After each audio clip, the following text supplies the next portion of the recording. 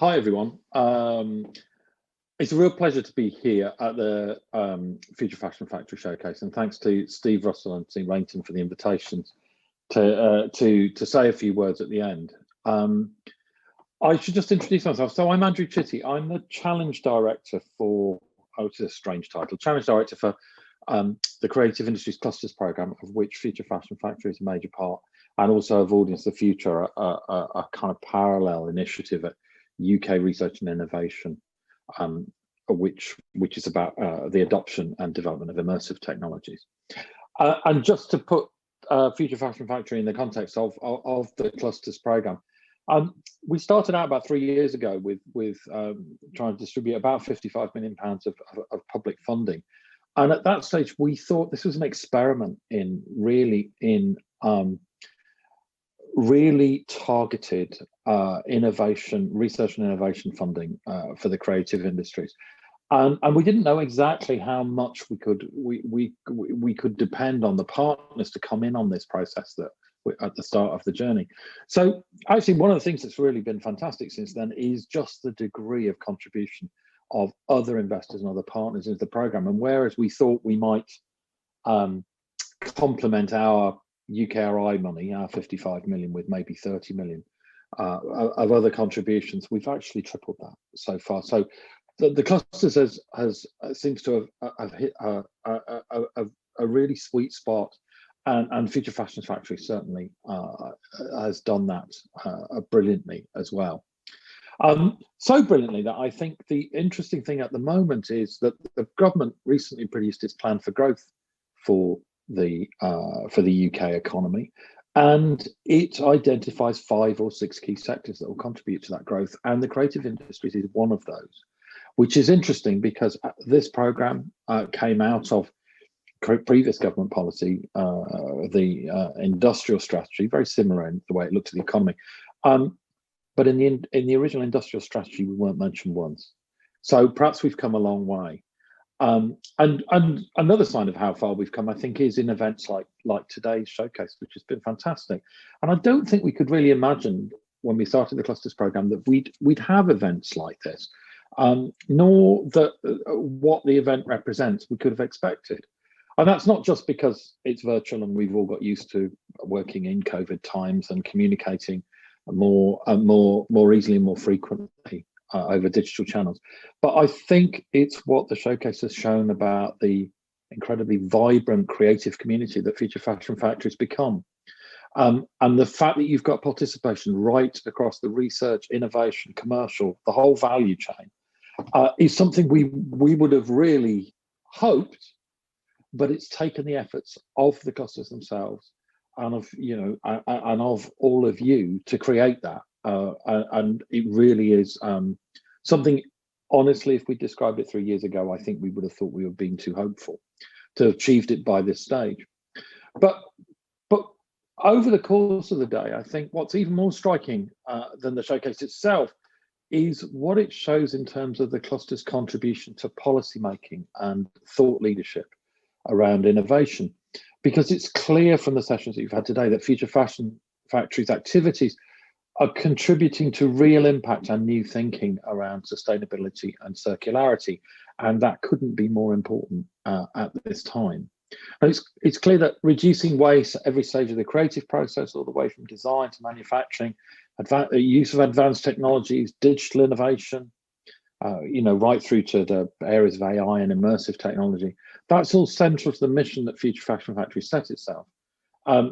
But it also links into common threads around social, environmental and innovation challenges that we at UKRI and the government desperately need to invest in and develop further. So it's great to have this source of new thinking to refer to.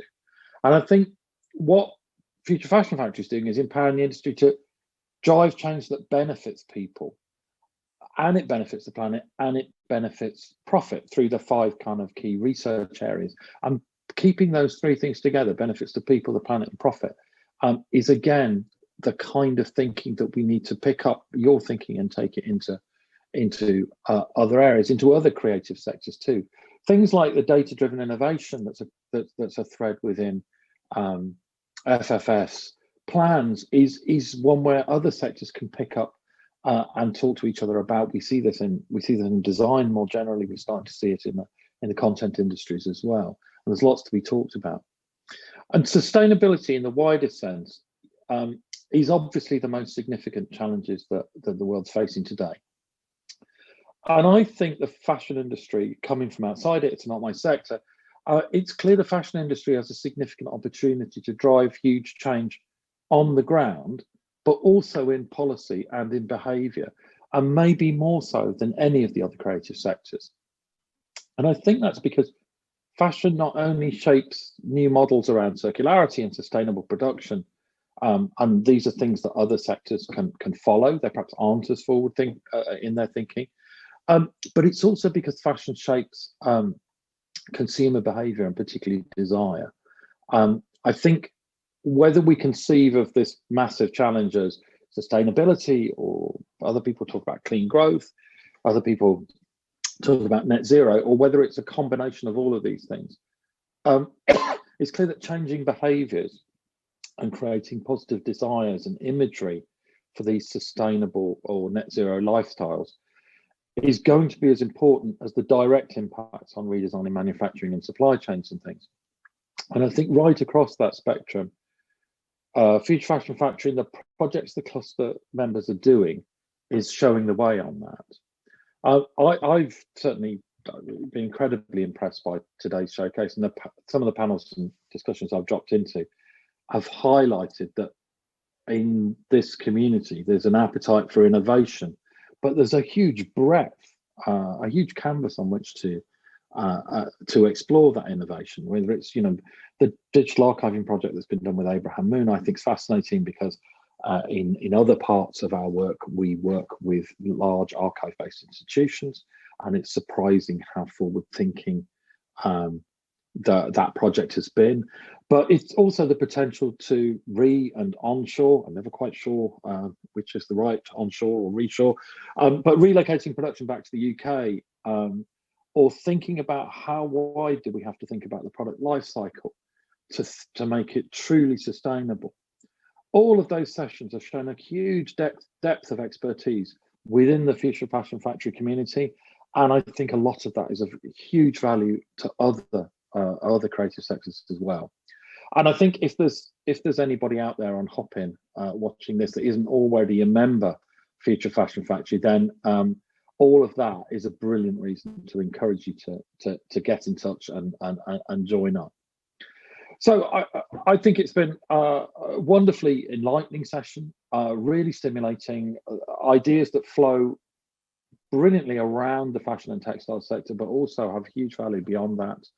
I'd like to thank all the speakers and the attendees and the showcasers, including everybody who submitted a question, because actually for these digital events, that's the thing that keeps them alive and makes them so brilliant. And I'd also like to thank the Creative Autonomy team at UKRI for their support in producing the event. And so there's one last thing to say. The whole event stays open for a while on Hopin, so you can still browse around the items in the expo. You can talk to the other guests and the speakers for a while yet, and I believe it'll also be recorded. It's all been recorded, so it'll be available online to consult later. Thanks very much and congratulations to Future Fashion Factory on such a brilliant showcase, and thanks everyone for coming.